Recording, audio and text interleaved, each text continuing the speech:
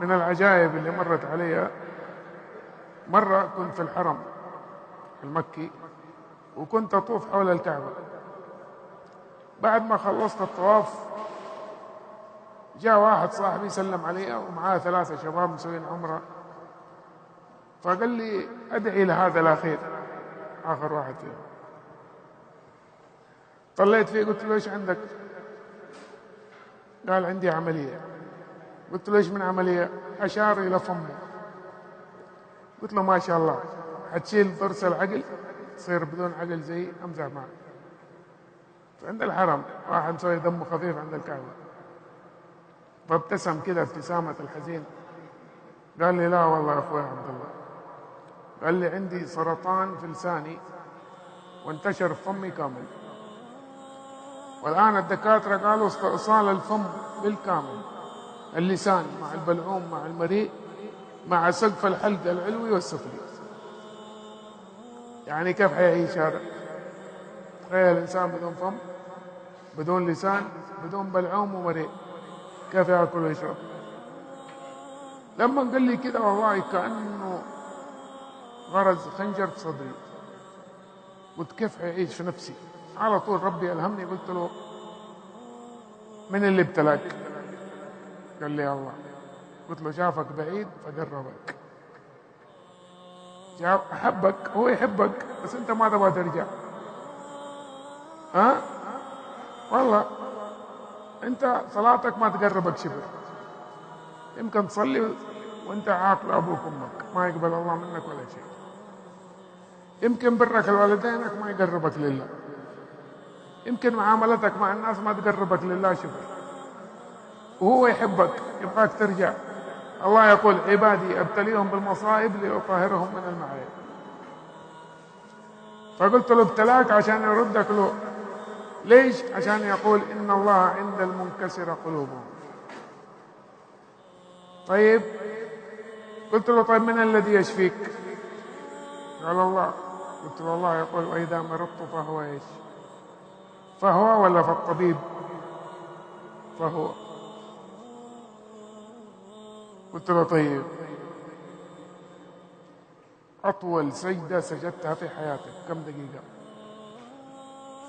أنا سألته هذا السؤال وأسأله الآن لكم كلكم.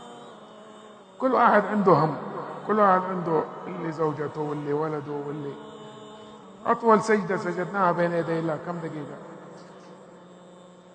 هنستحي من الجواب صح؟ مين اللي طول؟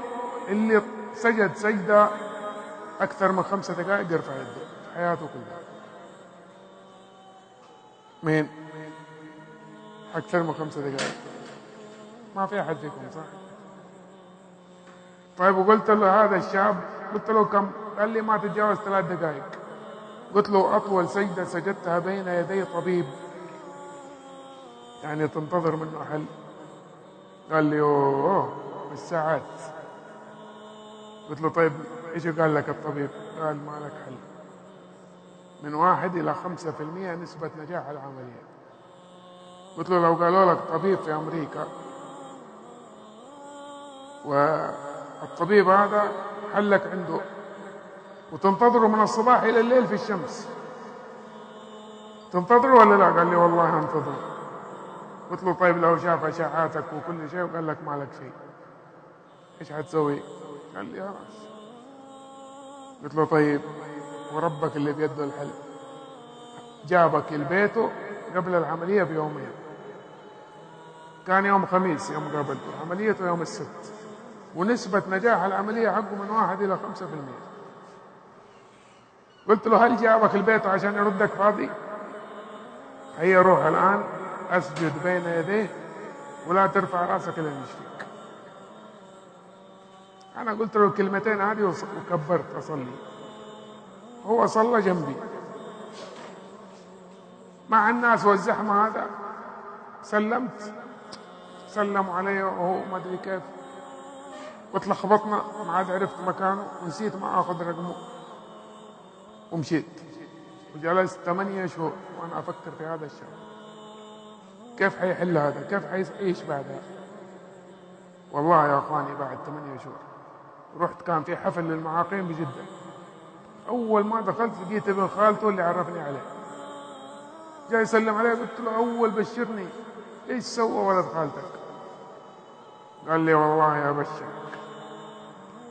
رحنا الرياض. تذكر هذيك اليوم يقول بعد ما خلصنا العمرة هو ما سمعني ايش قلت له.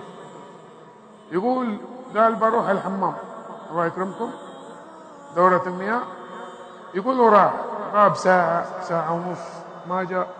أنا قلت هذا لا يكون أغمى عليه ولا شيء داخل. رحت أدور له في الحمام ما لقيت أحد في الحمام.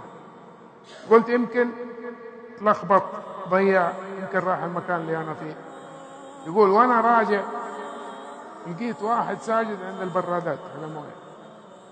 لما جيت أطالع فيه إلا لقيته صاحبنا أطل في الأرض مليانة دموع يبكي. قلت خليه ما دامه يشكر ربه. يقول أنا جلست وراه أصلي ركعتين. يقول أنا كملت الركعتين وسلمت وهو ساجد. السجدة الأخيرة يقول وأنا جالس خلفه حوالي ساعة إلا ربع تقريبا. يقول بعد ما خلصنا قام دموع في عيونه حمراء. قلت أنا يلا أكيد نفسه تعبانة 5% نجاح العملية. يقول رحنا الجمعة رحنا الرياض. السبت طبعا دخلناه الجمعة في الليل. السبت اتفاجأنا انه في دكتور في المملكة جابوا امير على حسابه. الدكتور هذا افضل دكتور من فرنسا في العالم في سرطان الفم. قالوا له عندنا عملية في التخصصي خطيرة ولازم تشوفها. لما نوروه الأشعة والتحاليل استاء الدكتور فطلب أشعة قبل العملية. يسووا أشعات الدكاترة وهذا وطلب تحاليل. طبعا الأشعة طلعت لما شافها والله يا أخوان يقول شاف الأشعة الأولى والأشعة الثانية قال لهم مستحيل مش نفس المريض. قالوا له يا ابن الحلال هذا المريض نفسه وهذا الأشعة قبل أسبوع وهذه اليوم. قال لهم مستحيل. سووا أشعة جديدة طلعت نفس الجديدة. قال لهم هذا بس ناخذ الحبة اللي بلسانه قزعة منها ونسوي لها تحليل نأجل العملية.